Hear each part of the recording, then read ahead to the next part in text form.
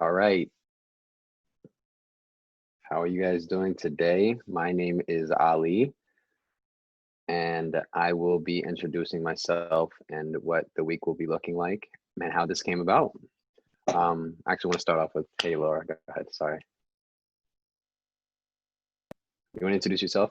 Did I introduce myself? All right. Hey, hey, everybody. I am Laura Ligouri, Executive Director of Mindbridge, and I am ridiculously honored to be here and talk to you all today. So how this came about, after the protests and we're breaking out, everybody was kind of scrambling and trying to figure out what to do, what they could do for justice. And it was amazing, like, to see. At the same time, it was a lot of frustration, a lot of disagreements on lots of different ends, from views and perspectives. So what I had a bunch of different thoughts, but I contacted a lot of my my peers and a lot of the people that I kind of look up to, and try to just get some advice from them.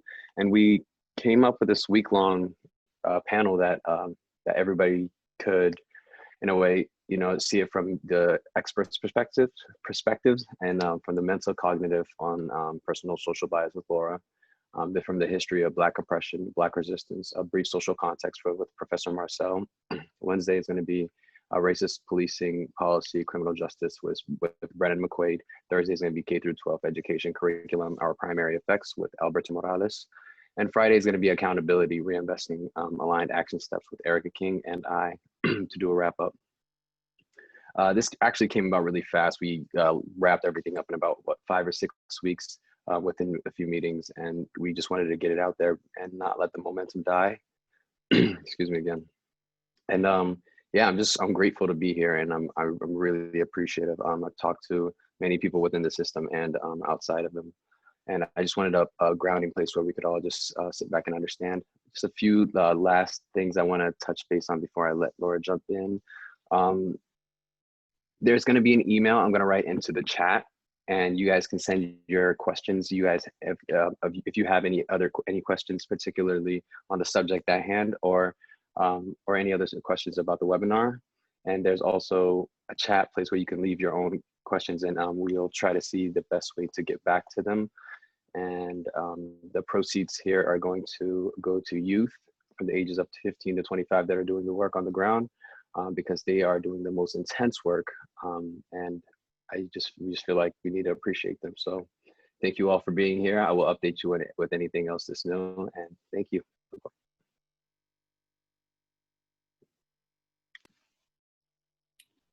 Okay, hi everyone. I'm going to share my screen.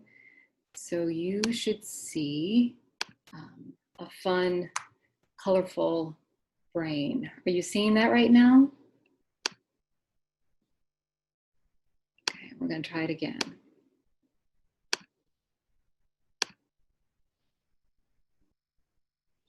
Great. Ali, are you seeing a colorful brain? I am. Okay. And are you seeing the main slide of the presentation? Yes, I am. Okay, great. Oh. Introducing the neuropsychology of bias, what it is, why trainings fail, and how it contributes to structural racism. I am so excited to provide an introduction on the neuropsychology of bias. Thank you so much, Ali, for inviting me. I am so honored to be part of this panel and to be with so many esteemed scholars and activists. It's quite something to start this series off, no pressure. And I'm really excited to talk to you about psychology and neuroscience and how it relates to conversations on structural racism. So I'm going to be going fairly quickly, and the material might feel a bit dense, but the hope was to provide you all with a resource that you could come back to as needed. You are more than welcome to pop your questions, thoughts, comments into the chat box. I won't really be able to see them as I'm presenting, but I'm hoping that Ali will be able to keep track of them. And then at the end, I will try to come back to your questions. All right, sounds good. I'm going to assume you're nodding yes, so let's get started. So I am the executive director of Mindbridge. Mindbridge is a Maine-based nonprofit organization. We'll talk more about that in a minute. I'm also a lecturer in the honors department at the University of Southern Maine. And I've been here for about 4 years now. And prior to moving here, I lived in Rosendale, Massachusetts. So for those of you who are familiar with that area, Rosendale is essentially a borough of Boston. And there I worked at the Sachs Lab for Social Cognitive Neuroscience. And here's a picture of the head of our lab, Rebecca Sachs, with her baby at the time. So yes, our lab, we took a different kind of baby pic than most other people. This photo came from an MRI machine like this one. Some of you might be familiar with this. Primarily, I worked with this machine running experiments that focused on what's called functional magnetic resonant imaging, or fMRI, which allows us to link or correlate changes in blood flow with a certain task. So I would place you in the scanner, I'd present certain kinds of stimulus or questions, and then I'd see how your brain responds. And for those of you familiar with MRIs, here's another image. So this was a lot of what I did. And in the lab, we worked with a concept called theory of mind. Rebecca was particularly interested in theory of mind. Theory of mind refers to the brain's ability to understand the values, beliefs, and intentions of others. It's a particularly important theory, understanding the values, beliefs, and intentions of others, especially when we're trying to look at conflict. And it's exactly this kind of process which is the reason why we can understand this image. We don't need to have the full context, but simply viewing this image allows us to project ourselves into what the person might be experiencing, right? Who the man is holding the child. So theory of mind. My area of focus was particularly within the realm of social conflict and how the brain at times gives rise and perpetuate violent conflict between groups. So in addition to structures, institutions, policy, and practice, the question became, what is it about our biology? What is it about our brain that contributes to these processes of social conflict and violence between groups?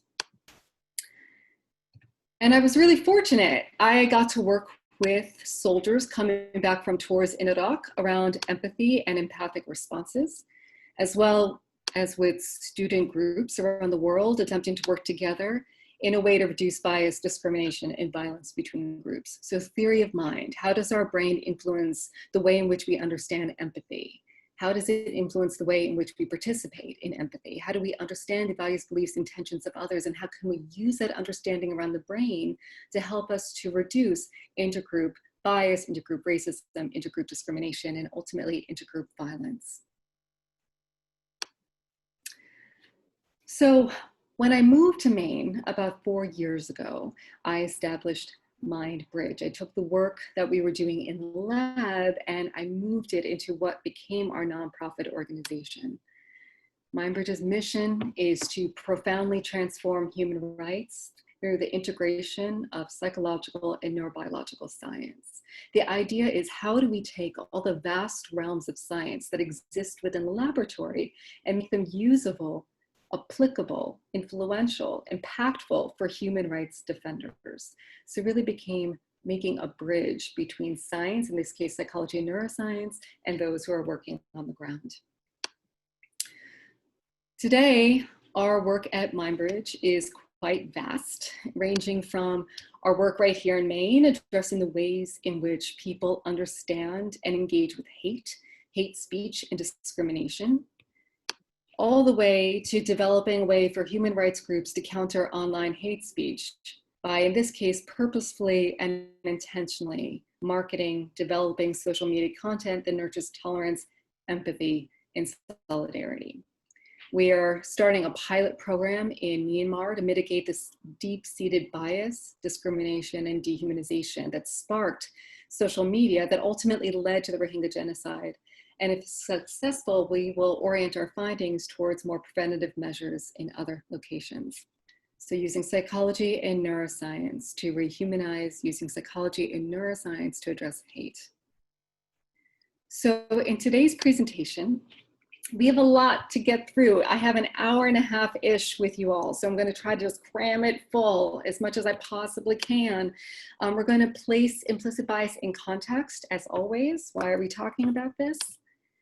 I'm going to give you some neuropsychological foundations of implicit bias. This is the information that often comes into most of my workshops and programming. We're going to talk about the social cultural environment and why it matters.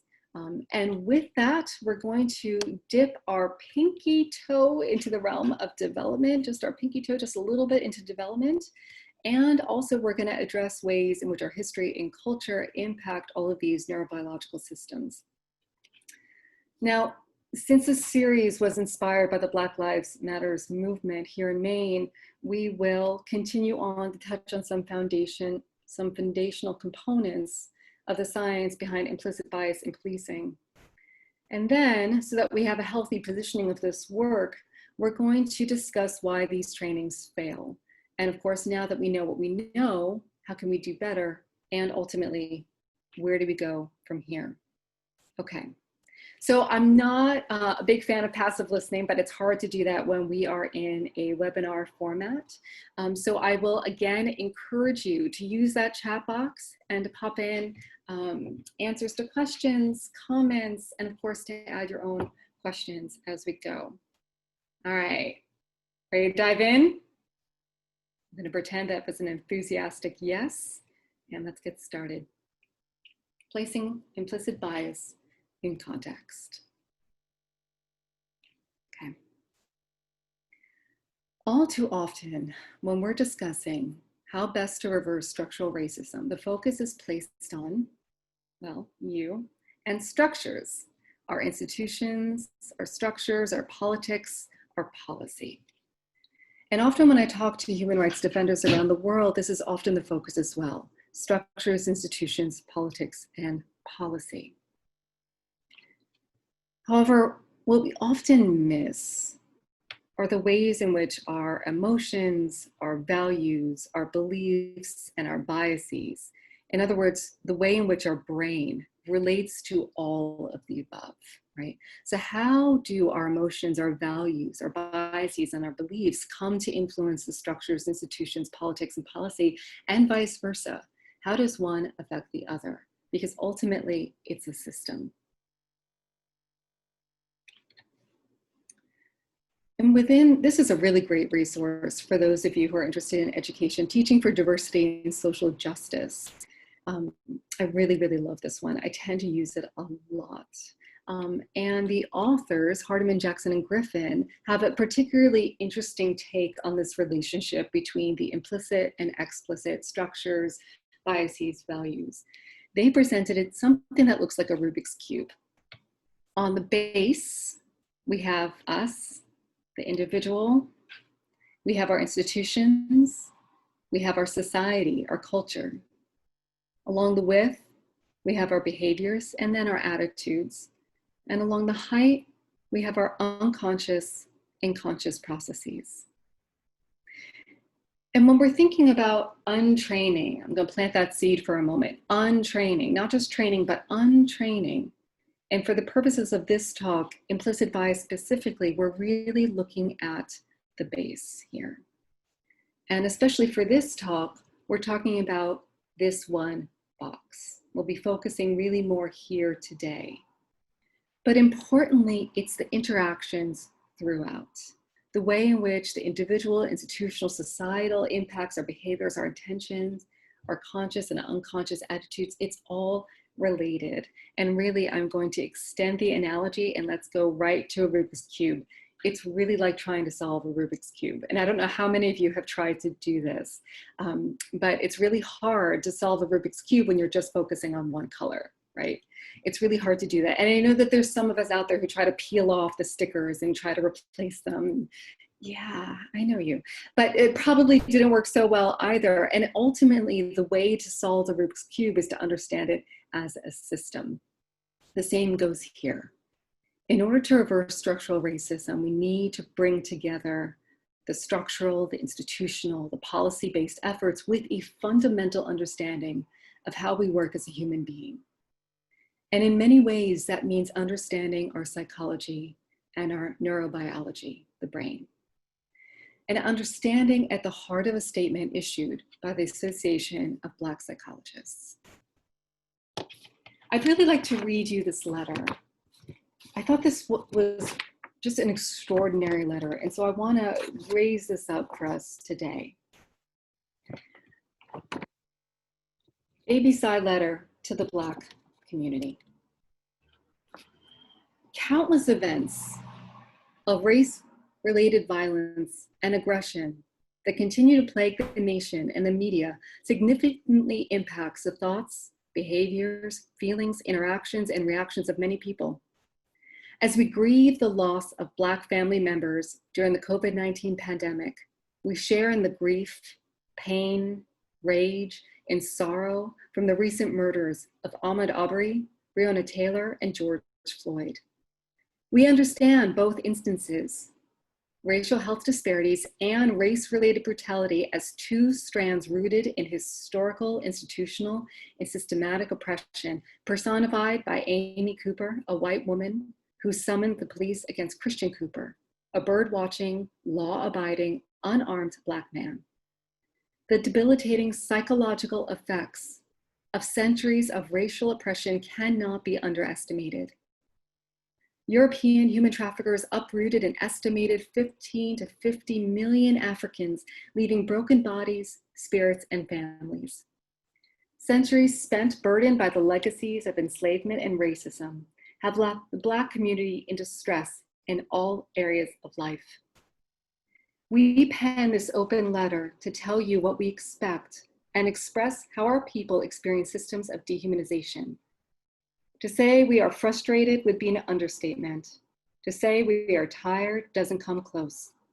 However, if we must continue to show up and shout out to claim our right to breathe, we will do so.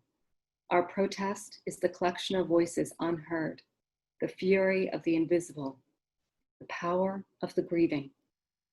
We will continue until justice is served. Our protest is our breath.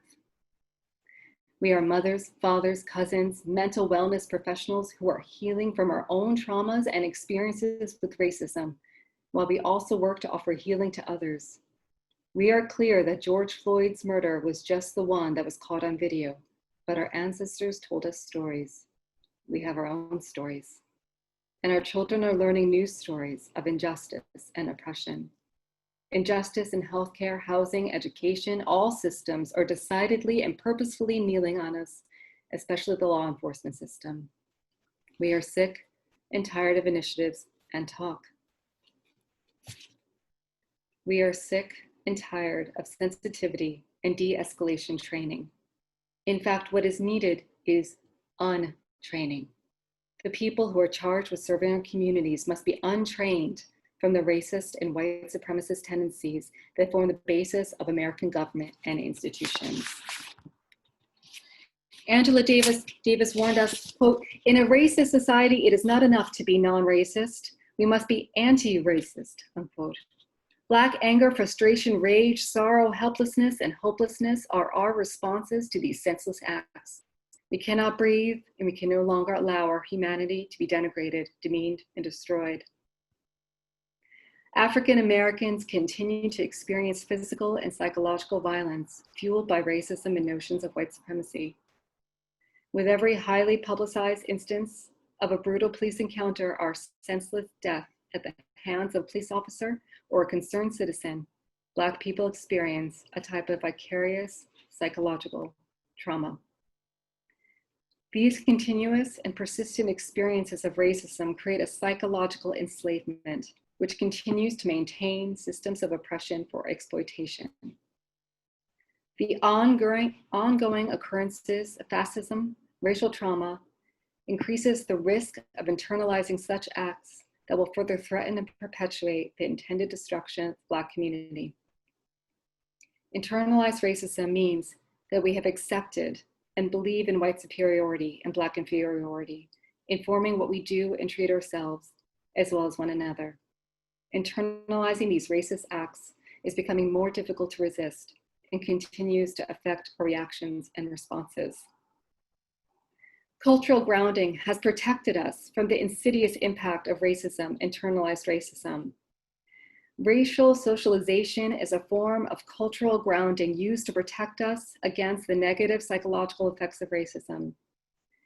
Racial socialization includes helping us think strategically about how to respond when confronted with a racist situation, acknowledging and educating us about the presence and reality of these vicarious forms of racism, and preparing us for and overcoming the impact of these racist acts. In the face of ongoing racial trauma against the Black communities, it is essential that we are intentional with our responses. It is important that we rely on our cultural beliefs, rituals, and practices. Unity, self-determination, collective work and responsibility, cooperative economics, creativity, purpose, and faith have promoted and sustained our survival during the civil rights movement. As a people, we are here again. It's important to remember who we are, where we come from, and reach back to our history and use the strategies that our ancestors and community leaders have used to survive. Association of Black Psychologists, open letter to the Black community. The Association of Black Psychologists, the authors are intentionally weaving together the dual role, the dual impact of structure and psychology. First and foremost, centering the very real intergenerational and current day ongoing effects of racial trauma, as well as the effects and ramifications of internalized racism, as well as touching on agency, empowerment, and coping in the form of racial socialization. So I'd like to pause and put a pin in this for a moment. I was asked to focus on implicit bias, so that's the focus of today's talk. And if we're going to understand the neuropsychology of reversing structural racism, we need to talk about this: racial trauma, internalized racism, racial socialization, the connection between structure and these effects. So I'm going to put a pin in it. As we gather together prior to this session to plan, we discussed the possibility of maybe doing a round 2 later on in the fall. So if that takes place, it would be really great to do a session on this. This is not something I can simply touch on in today's talk. It deserves its own entire session and so much more. So I'm going to say it, I want to lift it up, and I hope that this is something we can really focus on in our fall session. So the authors discussed these topics, and they touched on and made sure to note something else: the need for untraining. So rather than provide training or education to provide information, right, to fill a lack of knowledge, instead they called for untraining the internal systems that perpetuate dehumanizing values, beliefs, and ultimately behavior against members of the Black community. But how do we do that? How do you untrain these processes? And by processes, in this case, I mean psychological, neurobiological ones. How do you transform these processes? And importantly, how do we go about untraining or transforming these psychological processes when we don't know how to access them? Understanding how to untrain or transform these psychological or neurobiological processes that lead to things like discrimination and dehumanization are fundamentally important to the ways in which we reverse systemic structural racism. So let's learn about them so that we can untrain them. Neuropsychological foundations of implicit bias. Often my talks or my workshops or my untrainings start with this statistic: 40 to 90% of all behaviors are unconscious. 40 to 90% of all behaviors are unconscious. And I realize that that's quite the range. And that range depends on exactly what the researchers were looking at. Were they looking at your heart rate, your breathing patterns? Were they looking at the way in which you habitually cross your legs when you're seated?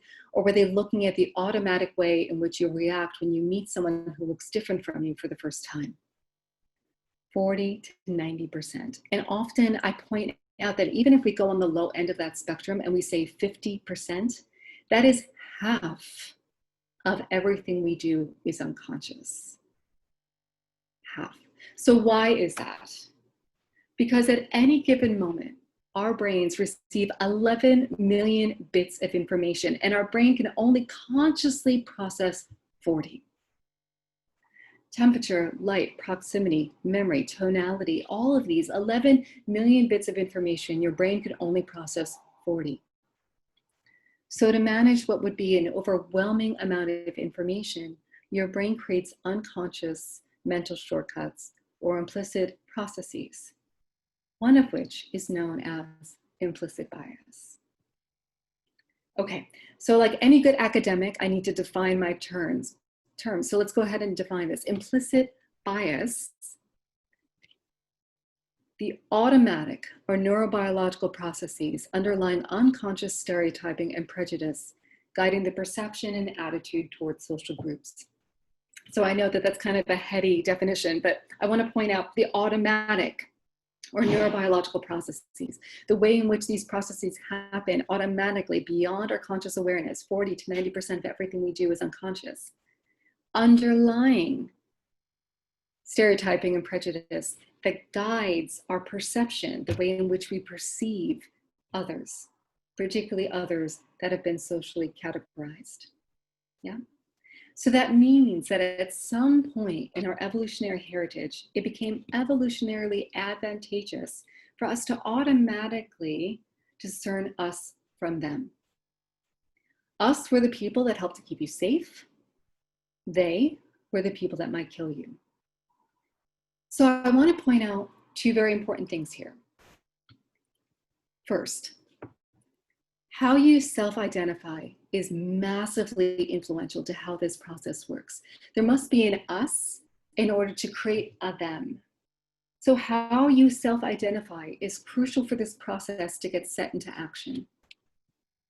Two, this process became neurobiologically encoded. This process was so evolutionarily advantageous that it became neurobiologically encoded, and not just neurobiologically encoded, but encoded is one of the first and primary processes that take place when we see something or someone. Primary. So what do I mean? Let's take a deeper look. Okay, so normally I stop and I ask people to identify this region, and it comes up all the time. And if you listen to just about any NPR piece about the brain, basically ever, they're going to talk about this region. And you might have already thought of it, right? So I think you're right. I think you already have it. It's called the amygdala. And some of you might have already heard about this region. Often when we talk about this region in the brain, we talk about the amygdala, we think of it as fight or flight, right? And just to be a complete neurogeek for a moment, I really want you to notice just how close the shape of these people are, right? The only real difference is that one holds a bat. So in other words, the fight or flight response, they tend to be pretty similar to one another, the amygdala. And it was research like David Amodio's that helped us to understand how this related to racial discrimination. In 2010, he conducted a study where people were asked to self-identify along racial categories, right? Gave them a survey, asked them to self-identify their race. He then placed them in an MRI and simply showed them images of either the same race or different race faces. And while regions like the amygdala seem to stay quiet for same race images, it quickly and reliably engaged when shown faces of people who were of a different race. The amygdala. That's not quite the whole story. I love this image. Okay, so we just discussed how this process was so evolutionarily advantageous that it became neurobiologically encoded, and encoded in such a way that once visual information had been processed, one of the first stops along the path became the amygdala, right? So our brain's kind of weird. We see information, that information gets sent all the way to the back of our brain into the visual cortex, and then one of the first stops is to the amygdala. Why? Because the amygdala is often associated with feelings of fear, but perhaps a better way of thinking of this process is that the amygdala is in charge of deciding what sort of emotion we should associate with a particular idea or experience. Right? So we see something or someone, that information goes straight to the amygdala, and it is up to our amygdala to assign whether what we're seeing is a threat. Fundamentally, the role here is to determine where we need to associate what we're seeing with the idea or experience of threat. And this is hugely important, especially for thinking about mitigation, right? Because if the amygdala is in charge of labeling someone as a threat, we should therefore be able to unlabel or untrain that process, right? Okay, but how implicit is this process? I'm so glad you asked. How implicit is this process? So implicit that in this study, Cunningham brought people into the laboratory. They had them self-identify along racial dimensions. They had them fill out a survey, ask them a whole bunch of questions, and embedded in those questions were questions around race and ethnicity and identity. They then said, thanks for just giving us all that information. We're now going to put you in a scanner, and you don't really have to do anything. We just need you to hold still and stay awake, and then just kind of look at the static on the screen. You don't need to do anything. Just stay awake, look at the static. We're just going to shoot off some pictures of your brain, and when we're done, we're going to pull you out. But unbeknownst to the people in the scanner, the researchers had subliminally embedded images of same race or different race faces. So implicit, so unconscious, that they had no way of consciously being able to tell that those faces were there. All they saw was static. And as a sanity check, they took the people out of the scanner and they said, hey, how was it for you? And people said, yeah, that was great. It was pretty relaxing. I had to kind of fight not to fall asleep. So while they consciously did not notice that the images were there, what did their unconscious implicit neurobiological processes do? And in fact, the amygdala stayed quiet, just like Amodio stayed quiet for same race faces. But reliably, consistently, and statistically, that amygdala was activated for different race faces. So even though people had no conscious understanding that they were seeing pictures of in-group and out-group members, other race faces, their amygdala saw it every single solitary time. 40 to 90% of everything you do is unconscious. Okay, but Laura, don't we have some ability to think rationally? Come on, 40 to 90%? Where's the rational mind in all of this? Only later does executive function come online, our rational mind. Let's look at another fancy brain picture. It's here. Our rational mind is in your prefrontal cortex. The prefrontal cortex represents the reasoned, rational, deliberate parts of your brain. Let's look at another fun image. But what we have to understand is that the brain is a system. One region is interconnected with another. One is constantly interacting with others to such a degree that neuroscience is starting to move away from looking at the brain as a series of specific regions and towards addressing the brain as a holistic system. Here in this image, we can see some of the major pathways. So it's only after information has been processed in the visual cortex, only after it has been sent from the visual cortex to our amygdala, only after it has been assigned as a threat or not, only then, much later neurobiologically speaking, does that information reach our executive function or our prefrontal cortex. 40 to 90% of everything you do is unconscious. When engaging with processes related to bias, racism, and discrimination, the vast majority of neuropsychological processes happen implicitly, unconsciously, and take place well before they hit the prefrontal cortex at the front of our brain. Look at that. Only often what happens in the prefrontal cortex, the prefrontal cortex is left with the task then of making sense of all the inputs it's receiving. Right? Inputs that very rarely feel good, right? We're getting inputs of fear. We're getting inputs of threat. Right? What are we going to do with all of that information? What are we going to do indeed? For many, this means moving away from trainings, right? For many, this means moving away from engaging with people who might look different from us, from grappling with truths and realities that are painful to hear. Right? So for many people, by the time our prefrontal cortex is engaged, those uncomfortable processes inspire us to move away from these, right? And this is why you hear so many trainers say the following: get used to being uncomfortable. Because the only way to untrain these processes, the only way to untrain perceptions and associations of threat and dehumanization is to ultimately move towards them. Yeah. 40 to 90% of everything we do is unconscious. Okay. I hope everybody's with me. Let's dip our toe into the social cultural environment. So often when we bring discussions around the neurobiology of bias into context, a few questions arise, right? They reliably arise. And one of them is around development. So is it nature or is it nurture? 40 to 90% of everything we do is unconscious. What about nurture? What about our environment? Is bias something you're born with, or is it embedded through life's experiences? And what we're realizing, given the accumulation of years worth of research, is that because the brain is oriented around social categorization, because it is oriented around keeping you safe, and safety often meant your tribe, and that process of protection can and is influenced very, very early in life, even when you're only a few months old.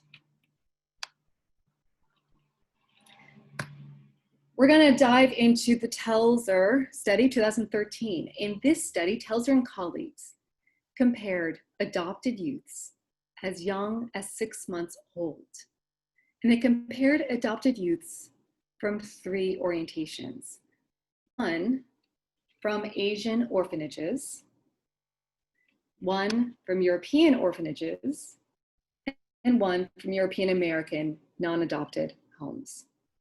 Okay, so adopted youths as young as 6 months old from Asian orphanages, from European orphanages, and youths from European American non-adopted homes. Researchers were interested to know if the babies who had no other race exposure, right, never met, interacted with people from a different race, if they had no other race exposure from each point of origin, right, the 3 point of origins, would that later in their childhood, when they were older, say roughly 10 years old, would that later then show a heightened amygdala response to outgroup race faces as compared to those who did have exposure? What did they find? Okay, lots of science, but I'm going to walk us through it. So indeed, irrespective of their country of origin, infants who had complete out-group race deprivation, they had no contact whatsoever with out-group race faces, no exposure to out-group race faces, showed a significant and consistent amygdala response to out-group race faces at an older age. So as young as 6 months old, not having any sort of interaction, then impacted the way that their brain responded to other people, other racial categories at 10 years old. And the length of deprivation mattered, right? So the length of deprivation directly impacted the degree to which the amygdala responded. With infants who had longer deprivation to outgroup faces, showing a stronger threat response to those who had less deprivation to outgroup race faces. So this is really important. Yes, the environment matters. Your exposure to dissimilar others matter, and it matters in early childhood. So often when I do a training, someone might make the comment to me that when they grew up, they had never met a Black person. And yes, that makes total sense.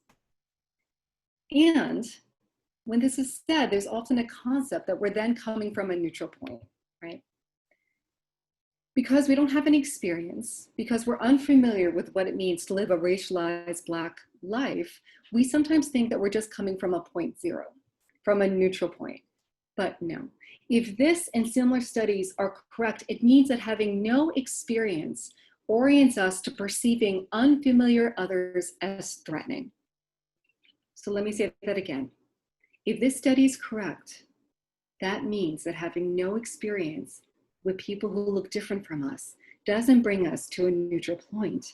It means that it has oriented, it has primed our brain to experience unfamiliar others as threatening.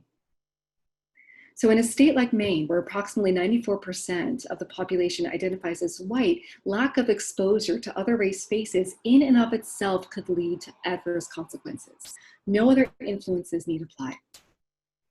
So this is not to blame or shame. People's experiences are their own and they're real and they're valid.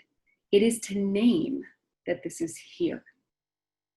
The simple lack of exposure in the study primed, oriented the brain to respond to those considered different from themselves as a potential threat. All of this taking place implicitly, unconsciously, beyond our explicit awareness.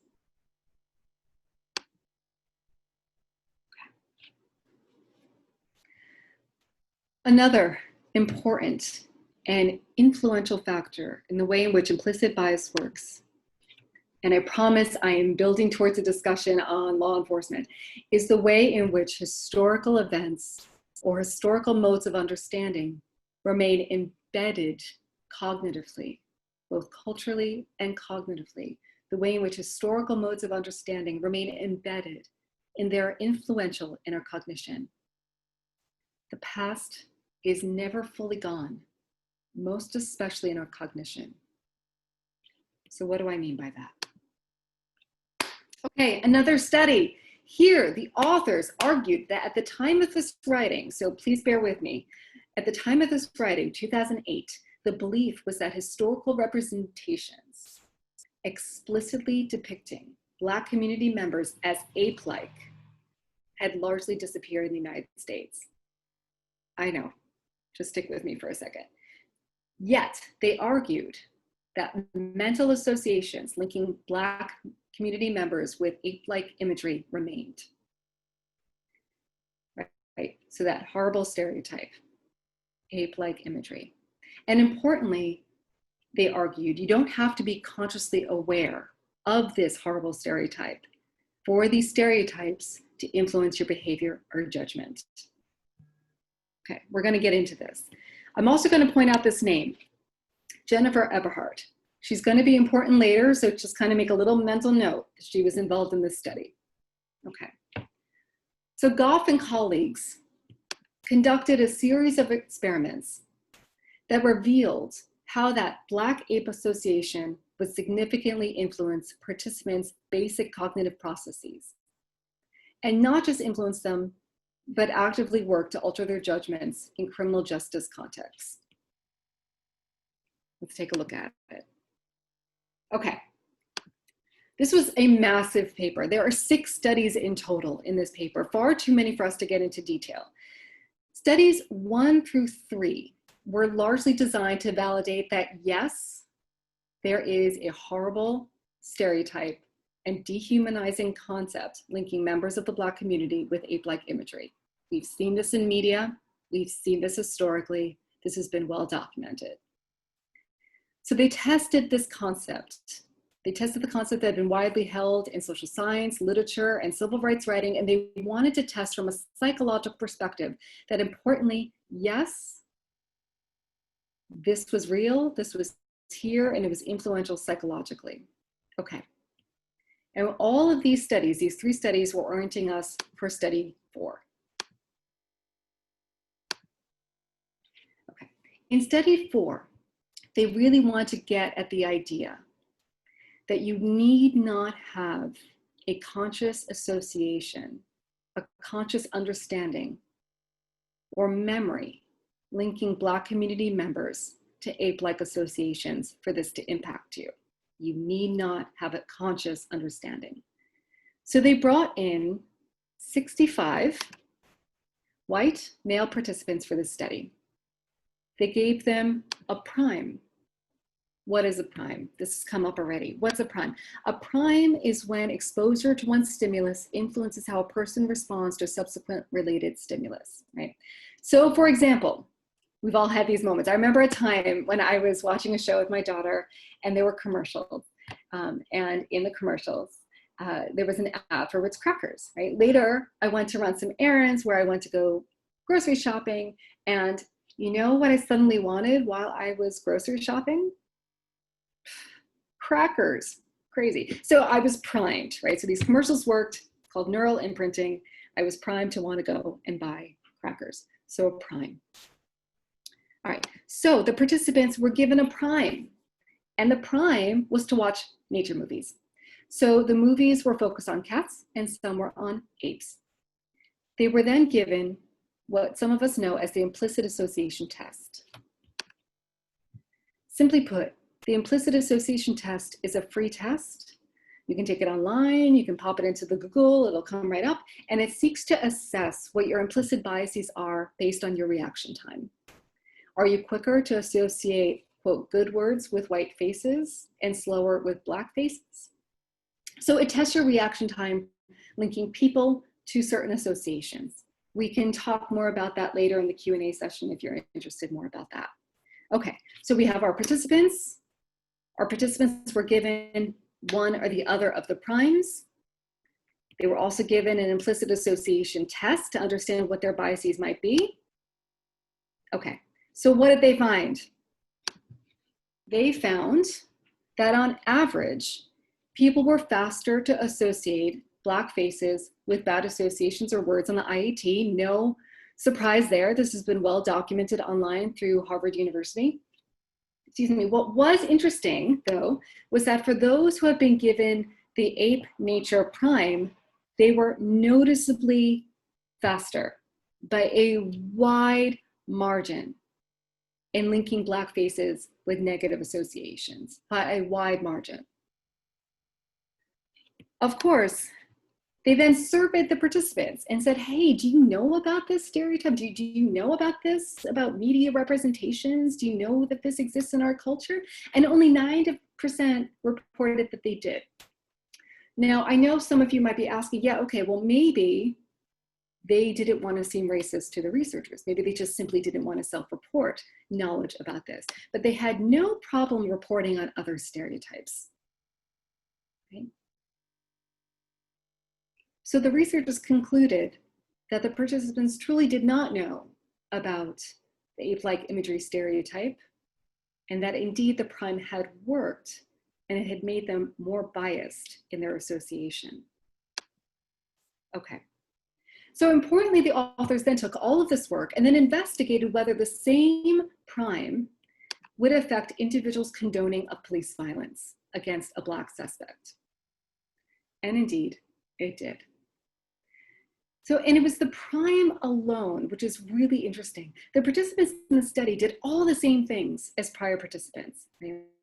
So they watched the same nature movie that they were assigned. They were all given the same implicit association test, right? They all reported the degree to which they condoned police violence against a Black suspect. However, results showed that irrespective of their score on the IAT, irrespective of their self-report about the stereotype, it didn't matter. What influenced them was whether they had been shown the prime or not. Those implicitly primed with ape-like imagery significantly endorsed greater police-motivated violence against members of the Black community. Media matters. What we see matters. And these tropes that sometimes we think aren't quite present, or these tropes that we don't think we consciously hold, influence our behavior. Now, of course, we know that these are still here, right? Absolutely. This was only the other year. right, a few years ago, right? And disturbingly remain often implicitly embedded within our awareness, right? A decade following the Goff study, this trope remains, and in this case, reemerged with Roseanne Barr's tweet against former Obama aide Valerie Jarrett, right? Okay, these and other negative racial stereotypes, and I'm sure we can think of many, right? We only talked about one or two. We can think of many racial stereotypes. These and others remain culturally embedded and often wind up re-emerging, often levying extraordinarily destructive forces against Black and Brown communities. And this is in part the concern here with policing. Okay. For those who don't know, some of the first police forces in America were created to control enslaved Black people, known as slave patrols. By law, almost all white men between the ages of 21 and 45 had to serve in these patrols. They could be at every level of society, right? Particularly in the South, from large slave-owning plantation owners to farmers without enslaved populations, brick masons, among others, right? So this meant that anyone, as long as you were white, could be part of the slave patrols. And these men generally served for a period of time up to a year. In places like Virginia and South Carolina, these patrols enforced what were called slave codes, right? Laws which controlled almost every aspect of the lives of enslaved people. And perhaps the most revealing aspect of the way slave patrols functioned is that they were explicit in their design to empower the entire white population, not just with police power, but with the duty to police the comings and goings and movements and bodies of Black people. These duties, in some cases, were explicitly written into law, such as the Slave Patrol Statute in Louisiana of 1835. I believe that others, Marcel and Brandon, will probably go into more detail, so I will leave that here. But the point is this, that while these orientations may no longer be written into law and appear within the policies and procedures of police conduct, a history and historical root of policing as originating in the control of and power over Black bodies remains. And as we just learned, these tropes don't go away, but lie dormant until triggered.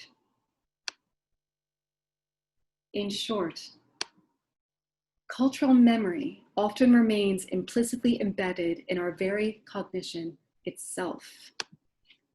You need not be aware of these implicit associations for them to actively influence behavior.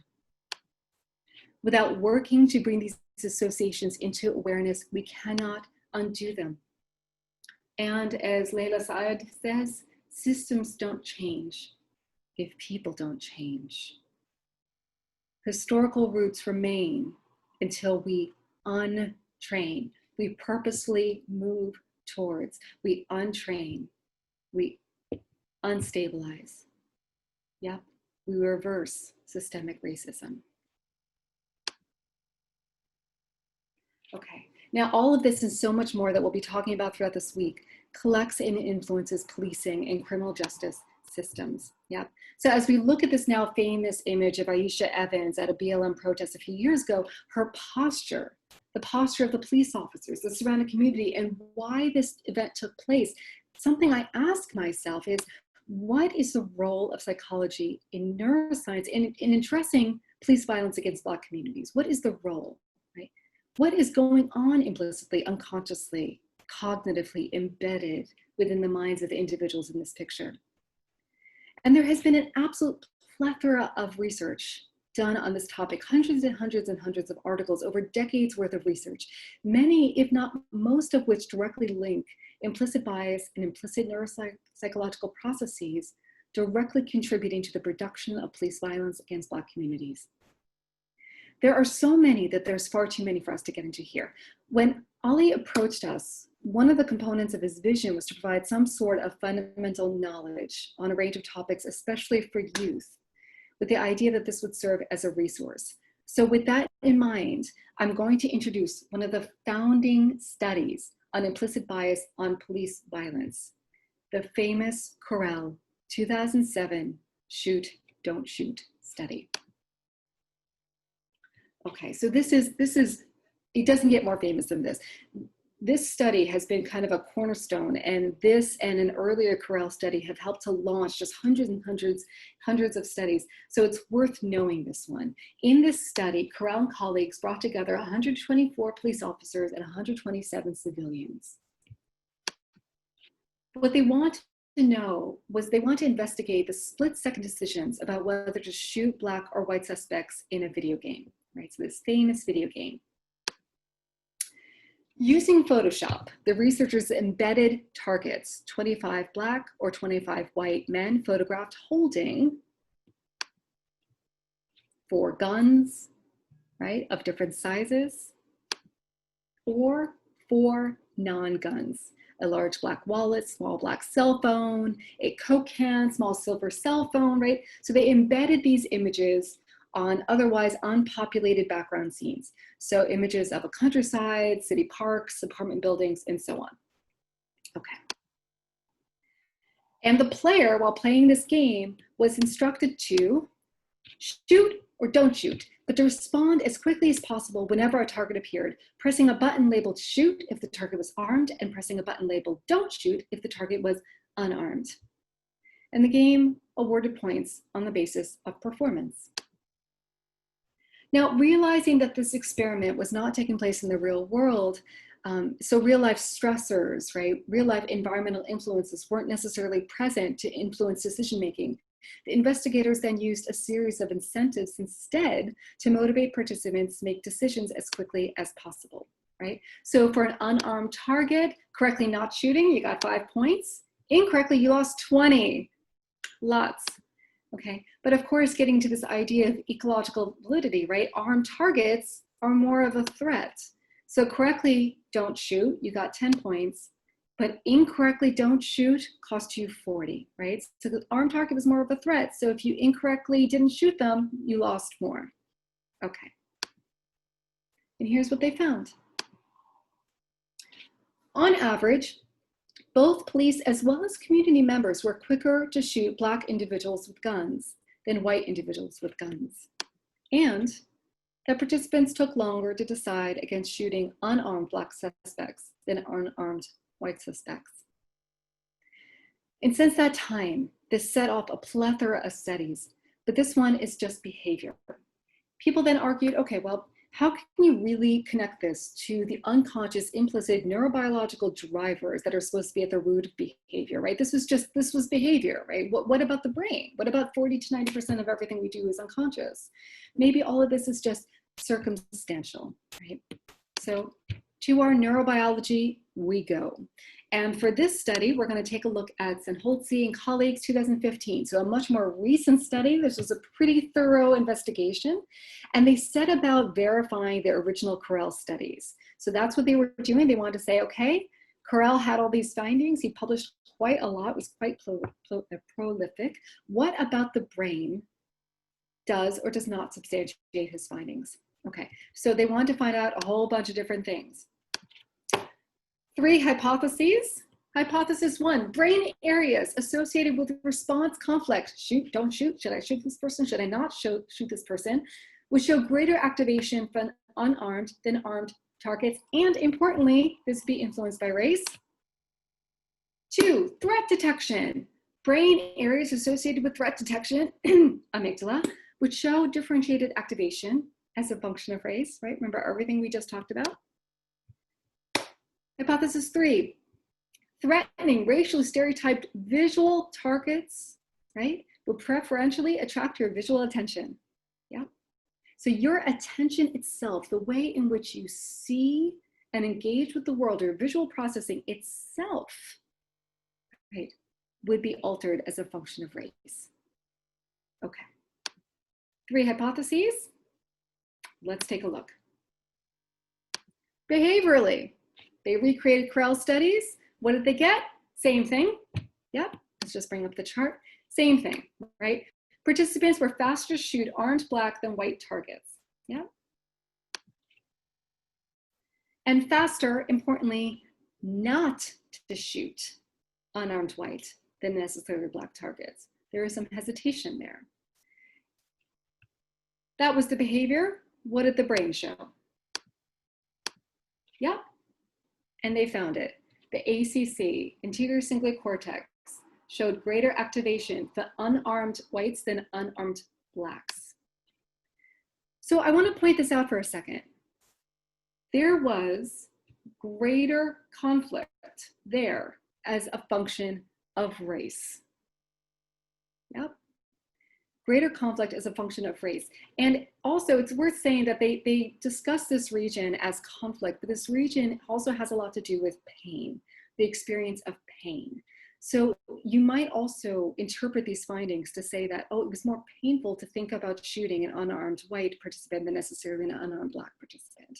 The ACC has been well implicated within the pain matrix, and that was the region that was significantly responded for this hypothesis. Hypothesis 2, brain areas associated with threat detection, which show differentiated activation as a function of race. Indeed, that's exactly what they found, that the amygdala came up more as a function for black armed targets versus white armed targets.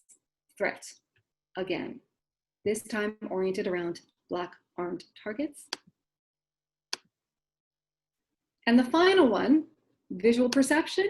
Would our visual perception be preferentially attracted to black armed targets than necessarily white armed targets? And that's exactly what they found. And I think that this is incredibly important.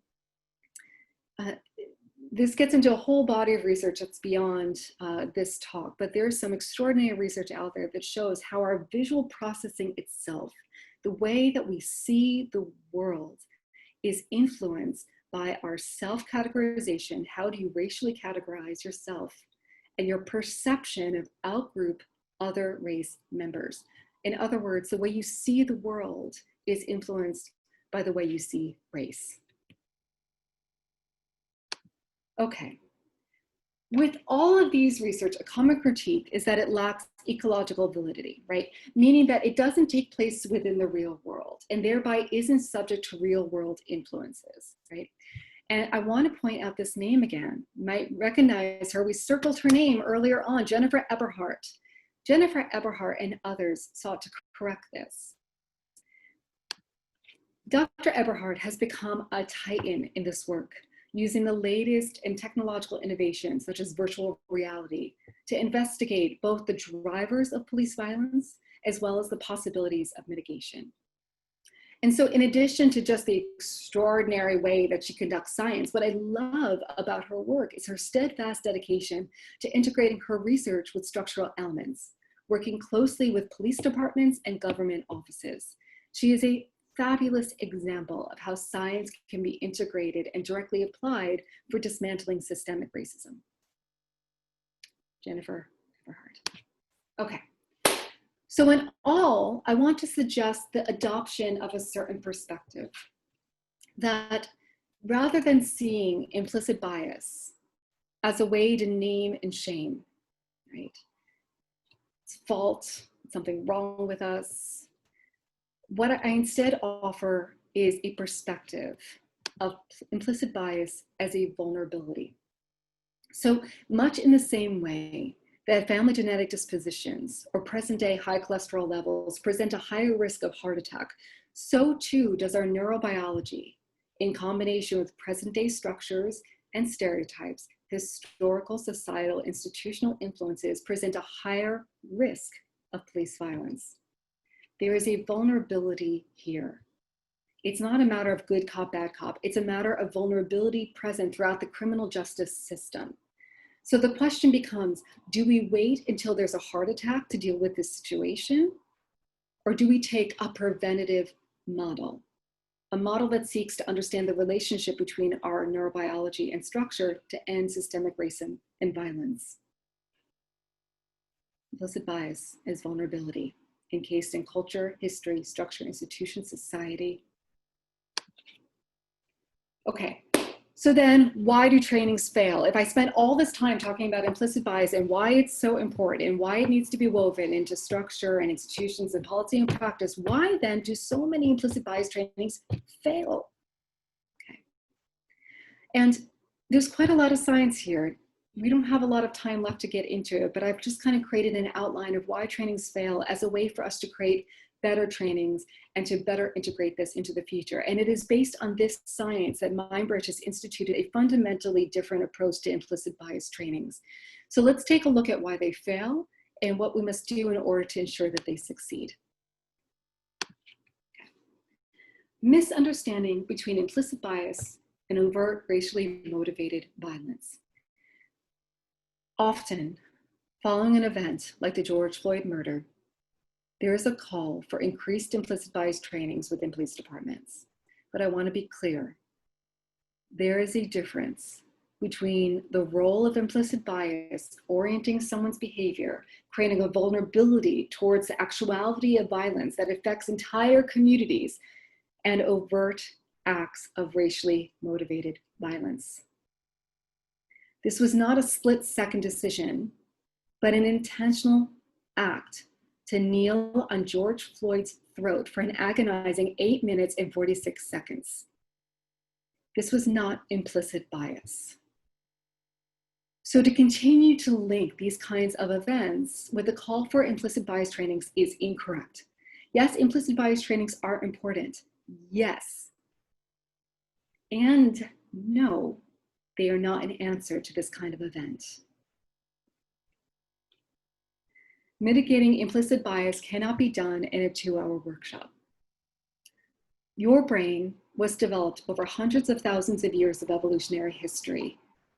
Evolutionary history that embedded us and them, right?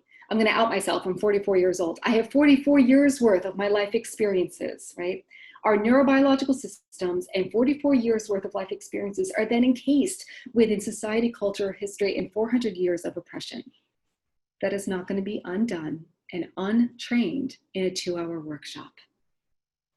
In order to untrain this process, we need to have a commitment to the practice that unfolds over time. You can untrain these processes, but you have to be committed to a practice that unfolds over time.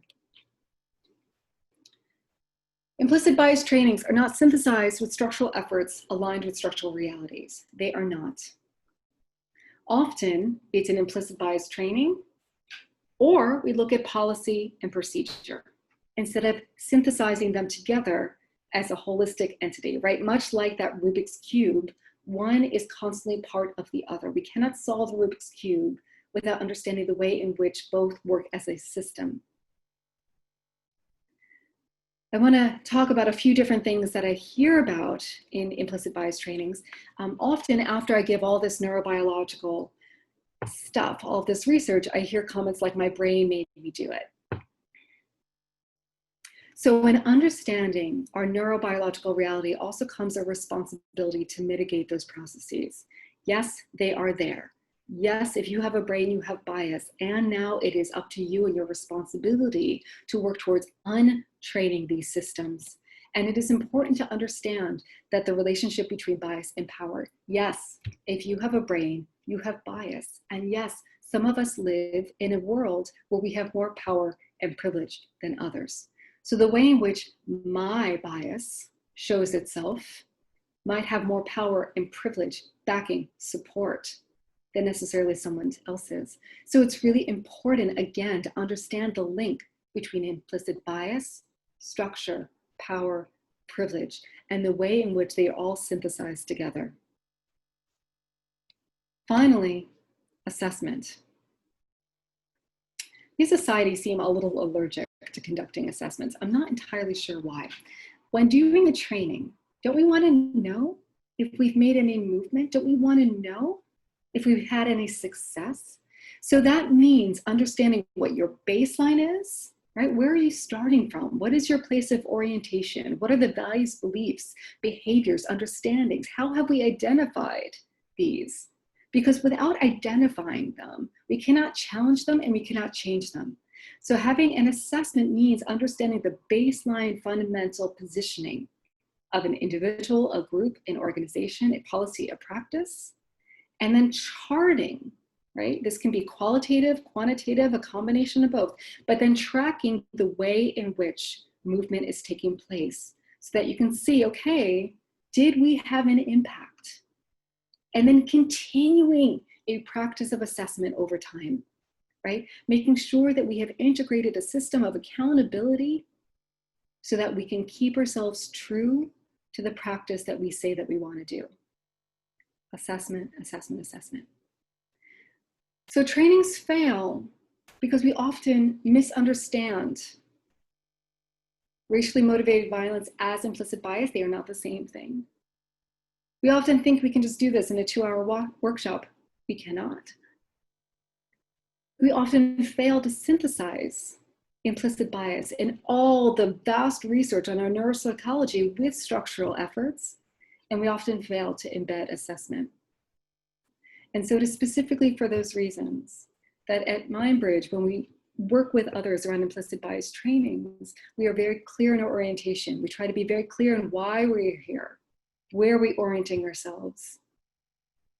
Are we synthesizing with structural efforts? Are we synthesizing with policy? Have we designed a long-term process, and have we included a method of assessment? This is crucially important. Okay, where do we go from here? All right, I'm going to open this up to conversation in a moment. But one of the things I do kind of want to say is that,